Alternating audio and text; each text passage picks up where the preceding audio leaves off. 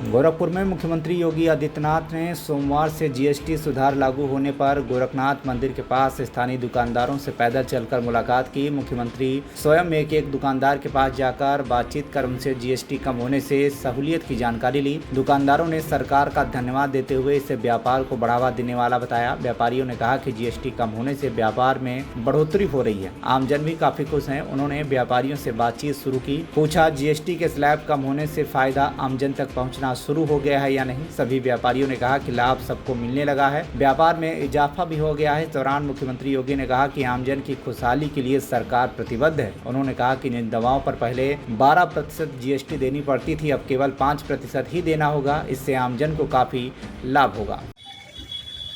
अपना परिचय दे दीजिए। अतुल कुमार गुप्ता, प्रदेश अध्यक्ष उत्तर प्रदेश युवा उद्योग व्यापार मंडल। आज अमेरिका के राष्ट्रपति डोनाल्ड ट्रंप का पुतला फूंका गया है, क्या क्या कहना है आज आपको? अमेरिका के राष्ट्रपति ट्रंप का पुतला अखिल भारतीय उद्योग व्यापार मंडल एवं उत्तर प्रदेश युवा उद्योग व्यापार मंडल ने फूंका है। इनकी मनमानी के खिलाफ लगातार भारतवासियों के ऊपर शिकंजा कस रहे हैं, दबाव बना रहे हैं। कहते हैं इससे पहले 50% टैरिफ लगाया, उसके बाद H-1 उन्होंने लगाया। 3.5 लाख भारतीय वहाँ पर कार्य कर रहा है। जहाँ 6 लाख था वो 88 लाख रुपए कहाँ से पे करेगा। कहते हैं ऐसी स्थिति में तो सारा भारतीय वहाँ से वापस आ जाना चाहिए, उनकी अर्थव्यवस्था पूरी चौपट कर देनी चाहिए।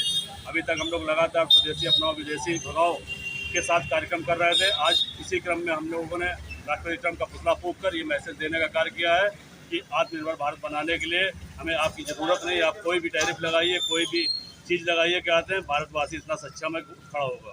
जो अमेरिकन कंपनी है जैसे अमेजॉन है, फ्लिपकार्ट है, इन कंपनियों का कैसे इन कंपनियों का भी हम लोग विरोध कर रहे हैं। अमेजॉन और फ्लिपकार्ट, ये जो भी विदेशी कंपनियां ऑनलाइन व्यापार करें, इन सबसे हम लोगों ने अपील की अपने देश के उपभोक्ताओं से कि इनसे कोई भी खरीदारी न करें, खुदरा व्यापारियों से, और अपने देश में निर्मित सामानों का इस्तेमाल करें, उसी की खरीदारी करें। जो पीछे चलिए और नीचे करो, ऊपर करो बस। अरे आईडी आईडी देखो, ठीक है ना, नीचे करिए ना, आईडी ऊपर करो।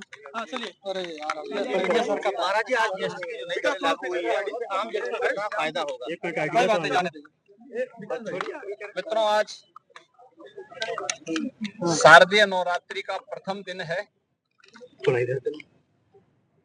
जगतजननी मां भगवती के शैलपुत्री के प्रथम स्वरूप का आज पूरे देश के अंदर सनातन धर्मावलंबी पूजा अनुष्ठान के साथ जुड़ा हुआ है। शारदीय नवरात्रि की कलश स्थापना का कार्यक्रम भी आज संपन्न होने जा रहा है और इस अवसर पर पूरे देशवासियों को देश के यशस्वी प्रधानमंत्री आदरणीय श्री नरेंद्र मोदी जी ने दीपावली का एक उपहार दिया है। जीएसटी में अब तक के सबसे बड़े रिफॉर्म करके,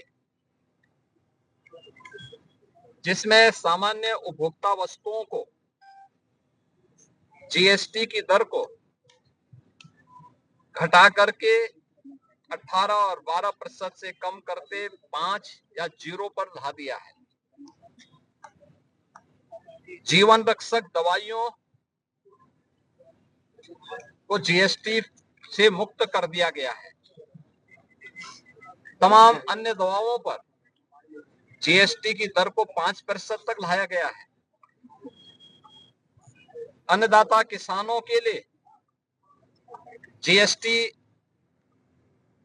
की दर को 5% तक लाया गया है या उसे 0 किया गया है। विद्यार्थियों की शिक्षण सामग्री पर जीएसटी 12% से 0 कर दिया गया है। ये रिफॉर्म भारतीय अर्थव्यवस्था को एक नई गति देगा। आम उपभोक्ता पर्व और त्योहार को उल्लास और उमंग के साथ मनाएगा, उसकी क्रय पावर बढ़ेगी, बाजार में एक मजबूती आएगी और स्वाभाविक रूप से खपत बढ़ेगी तो प्रोडक्शन भी बढ़ाना पड़ेगा। नए रोजगार का सृजन भी इसके साथ होगा। यानी जीएसटी रिफॉर्म नाम एक है, लेकिन लाभ इसके अनेक हैं।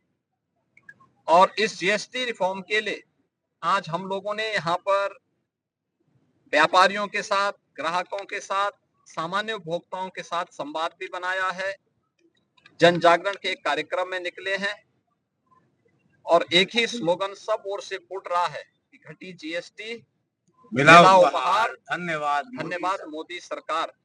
और मोदी जी के प्रति केंद्रीय वित्त मंत्री श्रीमती निर्मला सीतारमण जी के प्रति आभार व्यक्त करते हुए, धन्यवाद ज्ञापित करते हुए हर व्यापारी, हर उपभोक्ता और हर नागरिक उत्साह और उमंग के साथ अपने पर्व और त्योहारों के इस आयोजन के साथ जुड़ रहा है। यह मेरा सौभाग्य है कि मुझे इस कार्यक्रम में सहभागी बनने का अवसर प्राप्त हुआ है।